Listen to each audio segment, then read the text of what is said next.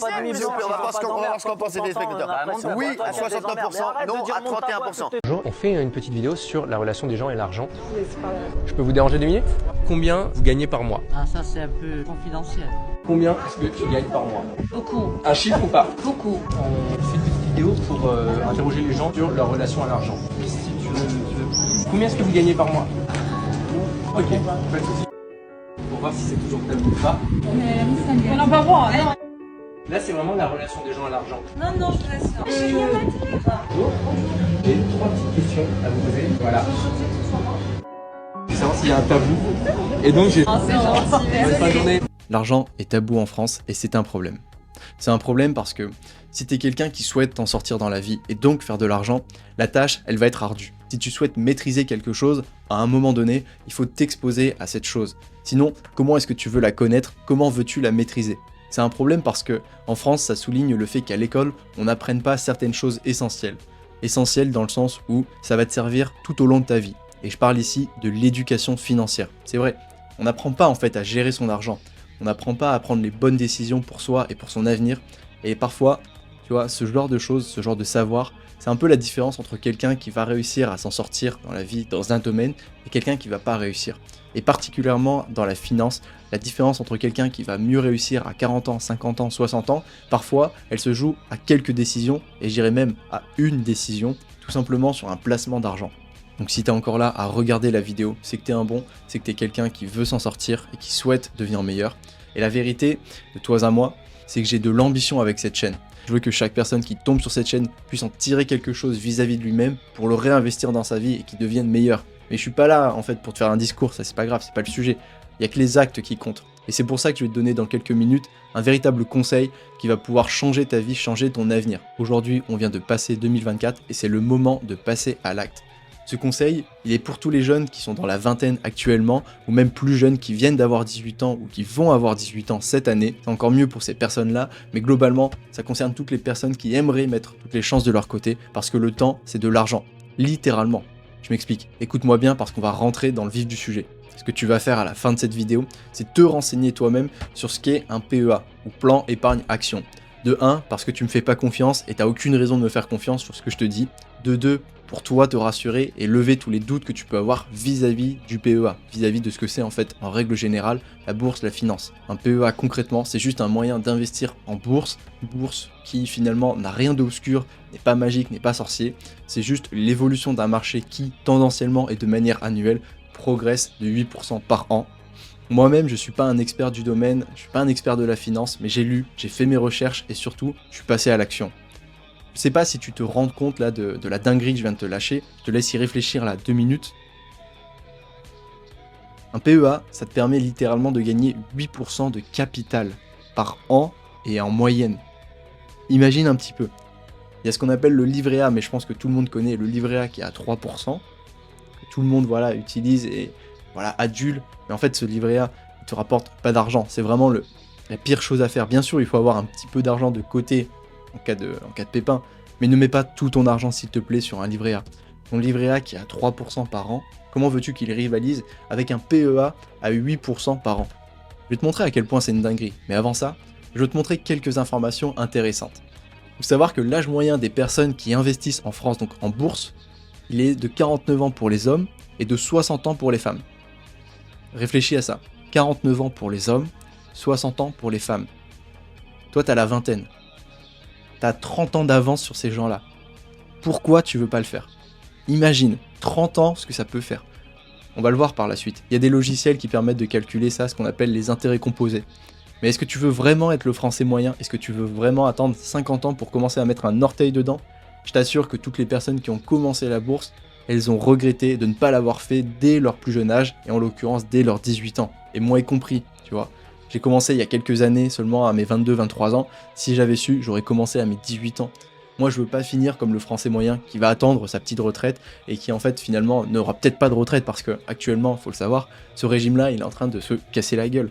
Je préfère faire partie de ces gens-là qui prennent en main les choses, qui prennent en main leur avenir et qui surtout ne sont pas passifs. À un moment, si tu veux quelque chose dans la vie, il faut aller la chercher, il faut mettre des actions en œuvre vers ce but. Ça va pas se faire tout seul. Si toi tu n'y crois pas, qui va croire en toi? il faut que tu commences par le faire toi-même. Et même si c'est ingrat, même si c'est un peu dur, même si ça va à l'encontre des opinions des gens, fais-le. Si tu crois en toi, si tu crois en ce projet, ben vas-y, fais-le.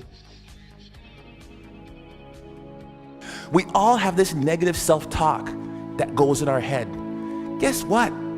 There's enough people that are telling us we can't do it, that we're not good enough. Why do we want to tell ourselves that? We know for a fact that thoughts influence actions. We saw it there with the video Sheldon Dr. Levy showed, right? We know that our thoughts influence actions. Why do we want to say that negative self-talk to ourselves? We need to get our own self-affirmations. Muhammad Ali, what was his self-affirmation? I am the greatest. Who else is going to tell you? There need to be quiet moments in your bedroom, quiet moments when you're brushing your teeth, that we need to reaffirm, I am the captain of my ship and the master of my fate. That is my affirmation. If I don't say it, if I don't believe it, no one else will. How do you build self-confidence? Get away from the people who will tear you down. There's enough of that. Muhammad Ali, I am the greatest. There is no one better than me. It's a difference between hubris and ego and false pride. It's just reminding yourself in quiet, silent moments.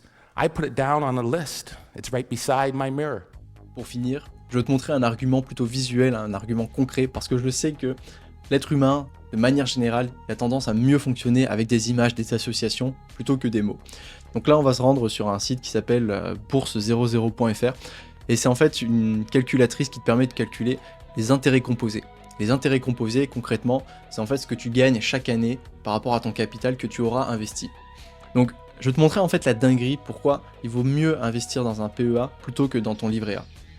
Imaginons que tu es quelqu'un voilà, qui est dans sa vingtaine, qui a réussi à travailler bien quand même avant ses 20 ans. Tu as 10 000 euros à mettre sur ton compte. Tu as 10 000 euros qui sont là voilà, sur ton livret A. Avec ton livret A, qui est à 3%, si tu le laisses pendant 42 ans, donc pendant la durée légale du travail, et que tu attends de les retirer jusqu'à ta retraite pour en profiter, tu vas obtenir 34 000 euros. 34 000 euros, c'est déjà bien. Tu peux te dire, c'est pas mal. On a obtenu 24 000 euros d'intérêt. Ça veut dire que pendant 42 ans, tu auras fait 24 000 euros juste parce que ton argent aura été placé dans un livret A. C'est déjà pas mal. En fait, entre nous, c'est minable. C'est vraiment la pire chose à faire. C'est la pire chose à faire. Ne fais pas ça. Parce que là-dedans, on prend pas en compte l'inflation.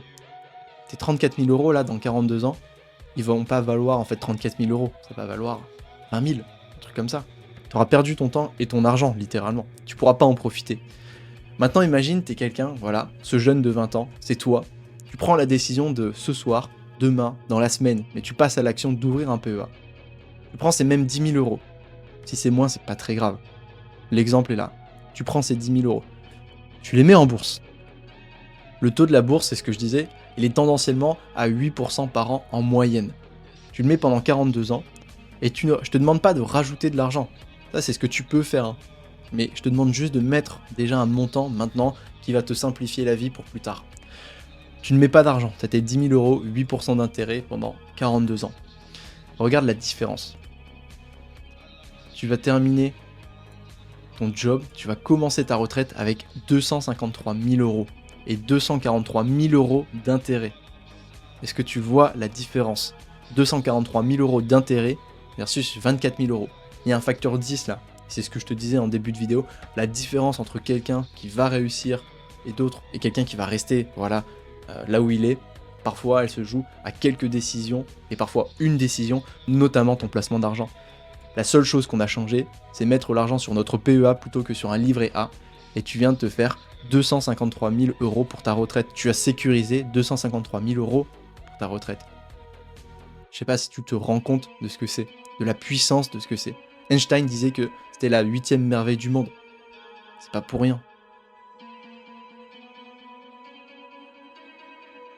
Maintenant qu'on vient de voir ça ensemble, je pense qu'on a fait le tour de la question. Tu n'as aucune raison de ne pas prendre cette décision envers toi-même. Parce que ce choix-là, il est pour toi. Ce choix, c'est toi envers toi-même. C'est prendre la responsabilité de faire les choses correctement pour ton futur, pour ton avenir. Je sais qu'il n'y a pas tous les éléments, je t'ai pas parlé de tout ce qu'il y avait à savoir pour le PEA, mais ça je te laisse faire tes propres recherches, mais concrètement parce que j'ai envie d'être transparent avec toi, j'ai pas envie de te prendre pour n'importe qui, je vais te donner quand même des informations importantes à savoir, je vais en énumérer quelques-unes.